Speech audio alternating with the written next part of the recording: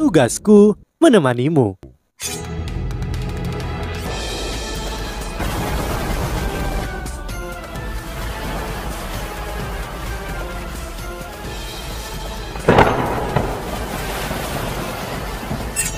Hai sahabat Pasuk, kembali lagi bersama alur cerita versi novel Solen 2 Sekte Tang yang tak tertandingi. Jangan lupa like, subscribe, dan nyalakan tanda lonceng. Mari kita lanjutkan. Itu bersinar dengan cahaya aneh yang merupakan kombinasi dari biru ungu dan emas. Ketiga warna itu berpotongan satu sama lain untuk menghasilkan pancaran yang aneh namun menyilaukan. Setelah penyatuan ini, kekuatan jiwa mereka juga beberapa kali lebih kuat daripada sebelumnya. Setiap pusaran air memiliki daya isap yang kuat, menyerap energi asal langit dan bumi ke dalamnya. Haruskah kita lari?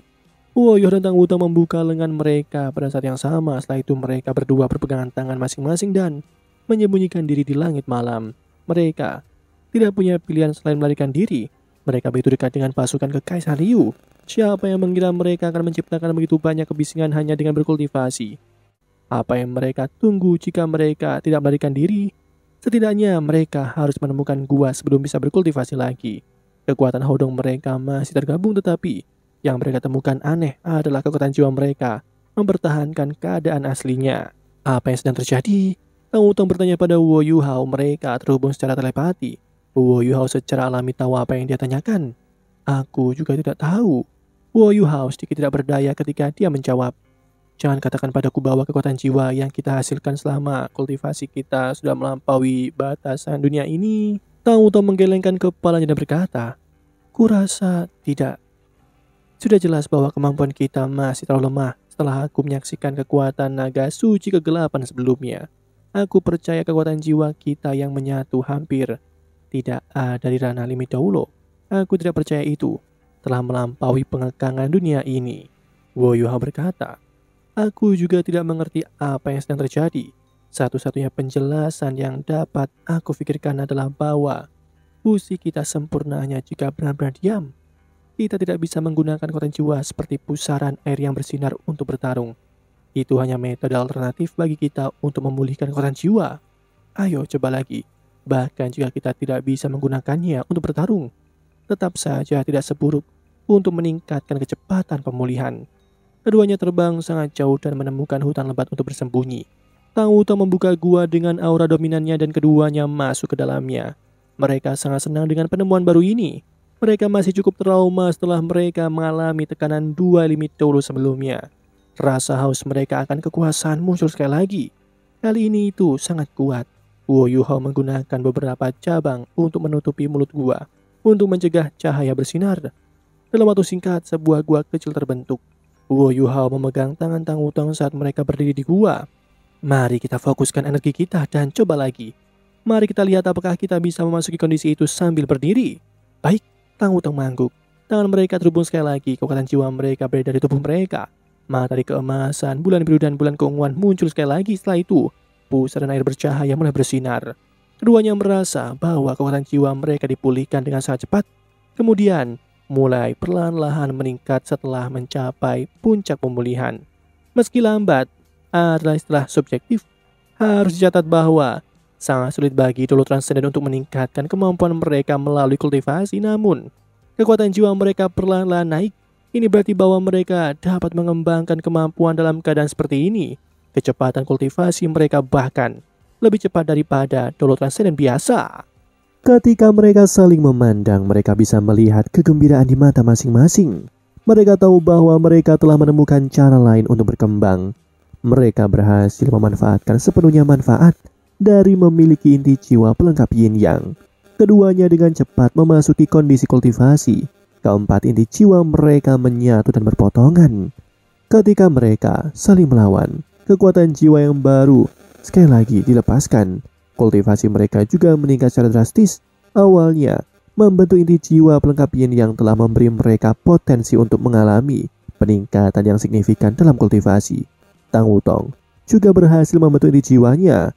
Ya, inti jiwa pelengkap yin yangnya dengan bantuan Wo Yuhao. Ini belum pernah terjadi sebelumnya. Tentu saja kekuatan hodong mereka jauh lebih kuat sekarang daripada sebelumnya. Saat mereka diancam oleh Dewa Kematian Doulo sebelumnya, Wu Yuhao sebenarnya tidak takut sama sekali. Yang dia takuti adalah Long Xiaoyao akan melakukan semua yang dia bisa untuk membantunya. Sejak dia berinteraksi dengan Long Xiaoyao, dia menjadi semakin ingin tahu tentangnya. Kemampuannya tidak diragukan lagi. Mengingat bahwa dia juga berasal dari generasi yang sama dengan penatuamu, bahkan tidak berlebihan untuk mengatakan bahwa dia adalah manusia terkuat di dunia saat ini. Namun mengapa dia bersedia digunakan oleh Ye Sisui? Karena dia dapat membuat namanya bersama dengan penatuamu itu. Juga berarti bahwa karakternya juga tidak cacat. Atau inilah yang dirasakan Huo Yuhao. Paling tidak. Selain itu, penatuamu juga menyebutkan bahwa dia membantunya. Namun Huo Yuhao menyadari bahwa bantuannya untuk Ye Sisui selalu tidak egois. Setiap kali dia melihatnya, jelas ini bukan formalitas. Tetapi mengapa demikian? Apakah dia dikendalikan olehnya? Mustahil. Ketika Long Xiaoyao dan penatuamu membuat nama mereka Ye Sisui bahkan tidak begitu kuat. Jadi bagaimana dia bisa mengendalikan Long Xiaoyao dengan mudah? Ini benar-benar konyol untuk seorang Limit Doulo berada di bawah pembatasan semacam ini. Namun, jika ini bukan masalahnya, mengapa dia mendengarkannya? Keraguan ini terus terpacu di benak Wu Yuhao. Inilah sebabnya dia tidak berani mengambil resiko melawan Dewa Kematian Doulo. Dia dan Tang Wutong tidak akan terlalu dirugikan bahkan jika mereka tidak bisa mengalahkannya. Namun, segalanya akan berbeda jika Long Xiaoyao terlibat. Mereka bahkan mungkin tidak memiliki kesempatan untuk melarikan diri. Inilah mengapa Wu Yuhao sangat berhati-hati. Dia bahkan tidak mengungkapkan belah timbun pagi. Karena dia hanya ingin menggunakannya pada saat yang paling kritis. Ketika mereka harus melarikan diri. Untungnya Long Xiaoyao tidak menghasut Ye Sisui. Ye Sisui bahkan memilih untuk tidak menyerang dan pergi karena dia memberikan wajah pada Long Xiaoyao. Ini juga membuat Wu Yuhao dan Tang Wutong lega. Namun, kehausan mereka akan kekuatan juga bertambah karena kejadian ini. Kepuasan mereka sebelumnya dan mungkin kesombongan sudah tidak ada lagi. Untuk bertarung dengan Limit Doulo sangat penting bagi seseorang untuk menjadi salah satu juga dari mereka. Nasihat Long Xiaoyao memang emas. Kekuatan jiwa mereka berada di peringkat 95 sekarang. Mereka baru saja menjadi role transcendent, namun ini tidak terlalu penting. Bukan inti masalahnya. Mengingat kecepatan kultivasi mereka, Wu Yuhao benar-benar yakin akan meningkatkan kekuatan jiwanya dengan peringkat lainnya. Dalam waktu kurang dari 2 tahun, mereka akan berada di peringkat 98. Ini adalah manfaat utama yang dibawa oleh inti jiwa pelengkap yin yang mereka. Aku bertanya-tanya, apa yang guru minta Long Xiaoyao berikan kepada kami ketika menjadi peringkat 98? Wu Yuhao sebenarnya sangat penasaran ini karena Mu'en tidak menyebutkan ini ketika dia membantunya membentuk inti jiwa kembarnya. Inilah mengapa dia merasa agak cemas di dalam hatinya. Jika penatua Xuan tahu ini, dia akan segera memberitahu Wu Yuhao bahwa Kaisar Naga Doulo Long Xiaoyao berbohong. Alasannya sangat sederhana. Ini karena penatuamu benar-benar meninggal dan jiwanya telah menghilang. Jika ada sesuatu yang ditinggalkan untuk Wu Yuhao, dia akan memberitahu penatua Xuan sebelum dia meninggal. Sayangnya Wu Yuhao tidak tahu semua ini. Dia masih berpikir untuk menemui Kaisar Naga Doulo setelah dia membuat terobosan untuk mencari tahu apa yang sebenarnya terjadi. Seiring waktu berjalan, kekuatan jiwa Wu Yuhao dan Tang Wutong meningkat di bawah pengaruh timbal balik mereka. Kultivasi tidak mempengaruhi perasaan Wu Yuhao tentang dunia luar. Kekuatan spiritualnya yang sangat besar secara alami membentuk medan kekuatan spiritual. Medan kekuatan ini menyebar dan bahkan jalan yang menghubungkan ke Kekaisaran Ryu dan lembah gunung ini diliputi di dalamnya. Di tentara Kekaisaran Ryu tenda komandan, 2 hari telah berlalu sejak Ye Sisui menyerang. Dia tidak muncul lagi, namun penampilan tunggalnya telah membuat semua tentara trauma. Dia terlalu kuat. Mereka berdua telah berhasil melawan serangan ofensif terkait dari Kekaisaran Ryu dan bahkan hampir menghancurkan alat jiwa bertahan terkait mereka. Kekuatan apa yang mereka miliki? 2 Limit Doulo sebenarnya sangat menakutkan.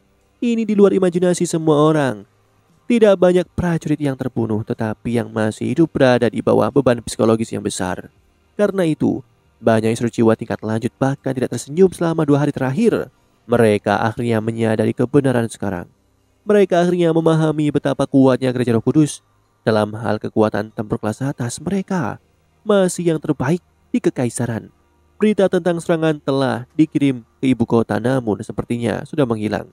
Tidak ada berita yang dikirim kembali. Sepertinya Sutiaran telah menyerah pada mereka. Apakah ini pelajaran bagi kami? Gumam Jusi. 2 hari sudah cukup baginya untuk memikirkan banyak hal. Jika Dewa Kematian Doulo tanpa henti, dia tidak akan menggunakan metode seperti ini. Bahkan jika dia sangat peduli pada wajahnya, dia bisa menggunakan cahaya Dewa Kematian. Ketika pertahanan kita berada di posisi terlemah, mereka setiap hari, jika dia ingin menggunakan kekuatan kasar, tentara akan terus mengalami kerusakan dan kita akan terus hidup dalam ketakutan. Hampir tidak mungkin bagi kita untuk mengejar mereka juga. Namun dia tidak melakukannya. Ini berarti bahwa dia masih sangat khawatir tentang posisi gereja Roh Kudus di Kekaisaran. Dia tidak akan melakukan apapun dalam waktu dekat.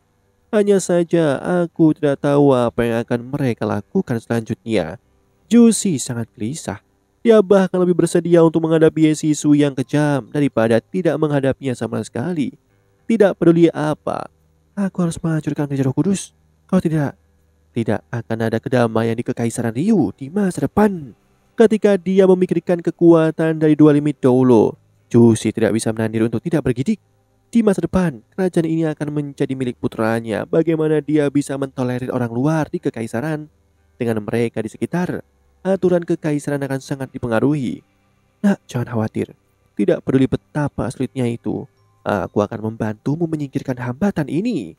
Jusi segera terinspirasi untuk bertarung ketika dia memikirkan putranya. Kepengejutannya yang sebelumnya menghilang. Bagi seorang ibu, dia tidak akan takut pada musuh apapun jika itu untuk melindungi anaknya sendiri. Lapor! Suara panik terdengar. Jusi sedikit tenang sebelum berkata, laporkan. Bala bantuan Kekaisaran diserang di luar lembah. Mereka semua tewas. Ketika kami tiba untuk membantu mereka, hanya ada mayat. Semua sumber daya mereka telah diambil juga. Apa? Jusi terperanjat. Dia tampak ngeri. Apa yang kau temukan? Utusan itu mengangkat kepalanya. Setelah ragu-ragu sejenak, dia menjawab. Ada jejak makhluk spektral. Ala jiwa pengintai udara kami juga menemukan sesuatu seperti naga tulang terbang ke kejauhan. Aura mayat spektral juga telah ditinggalkan. 1000 instruksi jiwa yang dikirim untuk membantu semuanya adalah 1000 instruksi jiwa. Bahkan jika mereka berasal dari cadangan, mereka masih dilatih oleh Kekaisaran. Dengan bantuan ribuan instruksi jiwa ini, ia dapat mengisi kembali semua yang telah hilang di garis depan. Bagaimana mungkin dia tidak marah sekarang? Karena semuanya hilang. Namun dia juga merasa sedikit aneh ketika dia marah. Ini karena dia tahu bahwa serangan Yesisui telah berakhir dan serangannya sudah cukup untuk membuat ketakutan pasukannya. Kenapa dia menyerang lagi? Gereja Roh Kudus adalah tersangka utama karena aura spektral.